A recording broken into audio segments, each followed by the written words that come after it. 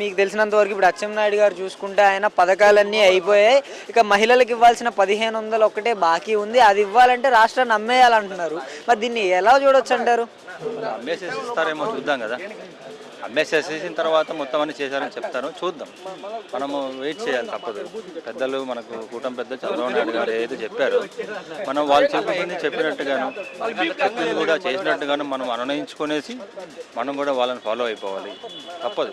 ఎప్పుడున్న పరిస్థితుల్లో మనం ఫాలో అయిపోవాల్సింది తప్పదు. మనం ఏం క్వశ్చన్ చేసినా కూడా మనం ఏం మాట్లాడినా కూడా దాన్ని బూత్ కింద తీసుకుంటున్నారు. అంటే భయాన్ని రుచి చూపించారంటారా? రెడ్ బుక్తో వైసీపీ వాళ్ళని భయాందోళనకు గురి చేశారంటారా? మీరు చెప్పిన దాన్ని బట్టి నేనైతే ఒప్పుకుంటాను. రుచి చూపించారు. అది ఎలా ఉందంటే రుచి చూపించారు, ఎలా ఉందంటే వాళ్ళు రుచి చూపించారు. వాళ్ళు మొక్కను నాటారు, మానైపోతుంది కదా. సో అది ప్రజలు నిర్ణయించాలి. ప్రజలు నిర్ణయిస్తే ప్రజలు ఇచ్చే తీర్పుని బట్టి తర్వాత జరగబోయే పరిణామాలు కూడా వాళ్ళు కొంచెం ఆలోచన చేసుకునేసి పబ్లిక్కి ఏదైతే వాళ్ళు పథకాలు చెప్పేసి మనకి ఇచ్చారో వాళ్ళని పబ్లిక్ అందరికీ వాళ్ళు సమిష్టి కృషిగా వాళ్ళు అన్ని స్కీమ్స్ని అలా ఇచ్చేస్తే బాగుంటుంది అని చెప్పేసి కూడా కోరుకోవాలి. గతంలో పరిపాలించిన వైఎస్ జగన్మోహన్ రెడ్డి గారు 5 సంవత్సరాల పాలనకి చంద్రబాబు నాయుడు గారు కూటమి ప్రభుత్వం పరిపాలించిన సంవత్సర కాలం వ్యవధికి తేడా ఏంటి, వ్యత్యాసం ఏంటి? వీళ్ళిద్దరికి ఎక్కువ ఇచ్చారేమో అనిపిస్తుంది. మనకి ఎక్కువ తిన్నది అనుకోండి, మనకు అరగదు కదా, అలాగే అనిపిస్తుంది. జగన్ గారు ఎక్కువ ఇచ్చారో అనిపిస్తుంది. ఎక్కువ ఇవ్వడం వల్ల కూడా మనకు ఒకటి బాధ ఏంటంటే కడుపు మనకు నొప్పిస్తుంది. జగన్మోహన్ రెడ్డి గారు అన్ని పథకాలు ఇచ్చిన మాటే అయితే జగన్మోహన్ రెడ్డి గారు ఓటమిని ఎందుకు రుచి చూస్తారంటారు? మరి ఓటమి రుచి చూసిన కారణాలు చాలా ఉన్నాయి. అలాంటిదంటే ఒక ఎగ్జాంపుల్ తీస్తాను, చెప్పండి.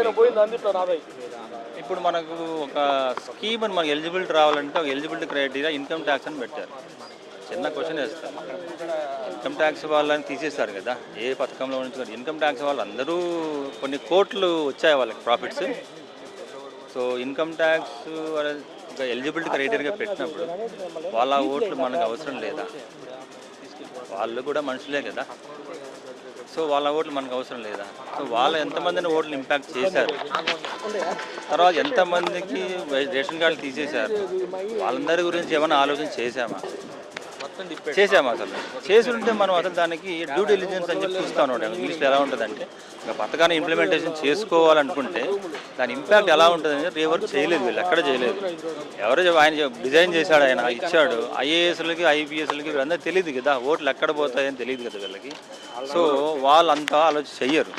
సో ప్రజాప్రతినిధులు కానీ ఎమ్మెల్యేలు కానీ ఎవరైతే ఇంప్లిమెంటేషన్ చేశారో వాళ్ళకి తీసుకొని రావాల్సిన పాయింట్లు ఇవన్నీ.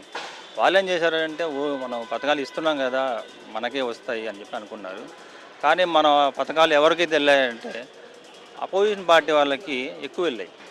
మన వాళ్ళు ఏమనుకున్నారంటే దానివల్లనే ఓడిపోయి ఉంటారంటారా? చాలా పాయింట్లు ఉన్నాయి, కీలక పాయింట్లు చెప్తాను నేను. అవకాశం దొరికితే ఖచ్చితంగా మొత్తం విశదీకరించి ఇప్పేస్తా.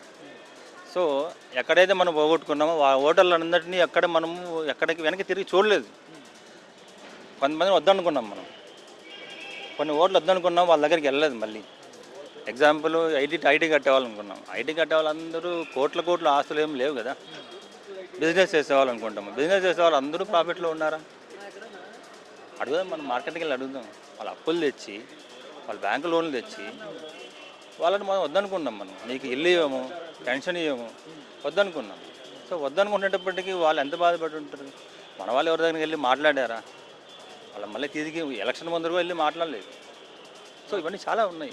ఈ ఓటర్ని మనం వదిలేసుకున్నాం మనం. అసలు వీళ్ళన్నీ వద్దనుకుని వదిలేసుకున్నాం. మనం ఏమనుకున్నాము, బిలో పావర్టీ లైన్ మాత్రం కావాలనుకున్నాం. బిలో పావర్టీ లైన్లో అందరూ ఉంటారు. ఎవరైతే మనం కావాలనుకున్నామో వాళ్ళు అవతల పార్టీ వాళ్ళకి ఎక్కువ ఇచ్చేసుకునేసి వదిలేసుకున్నాం మనం. Okay, thank you.